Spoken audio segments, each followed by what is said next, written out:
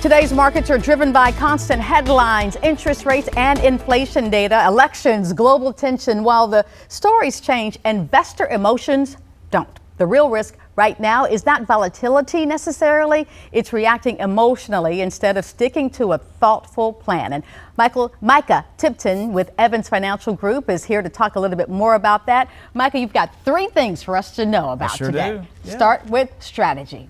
Okay, you got to have a strategy. The market it's going to be up and down. We see it all the time on the TV.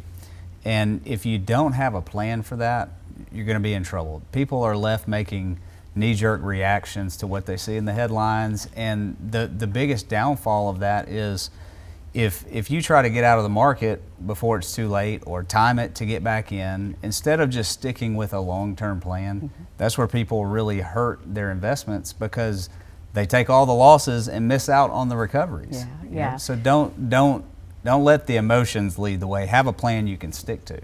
I'm one of those who goes by the emotion, which is not the thing. And that's why I have an expert on my team to say, no, just it's okay. Don't look at the headlines right now because I'm reading the ups and downs on the news every day. So I'm reacting to that. But what about a person's risk tolerance level? How much does that play a role? Well, a lot of people think they know what their risk is, but when the market starts to decline, they get real uncomfortable, and that's probably a good indicator that you've got too much risk. But you have to pay attention to things like rebalancing, making sure that your investments are allocated to the right buckets, and the closer you get to retirement, you're not going to invest in your 60s like you did in your 30s. So you have to keep that updated. But the opposite is also true. You can have too little risk. If your money is sitting in a savings account earning 0.1%, then inflation is outpacing it and your purchasing power is just getting eaten away. So, people maybe should not ask the question, how aggressive am I? But an appropriate question would be, do I have enough risk for where I'm at in life right now as I approach retirement? Yeah, I think I probably went too conservative, but it made me comfortable, so that's as a part of it as well. And so what about diversifying your portfolio too, because that's important? It is, and a lot of people understand that in the sense of spreading your investments out over many companies or different asset allocations, but it's not always thought of in regards to the income sources you have or the tax treatment that you have with those accounts. Because market volatility is just one risk in retirement.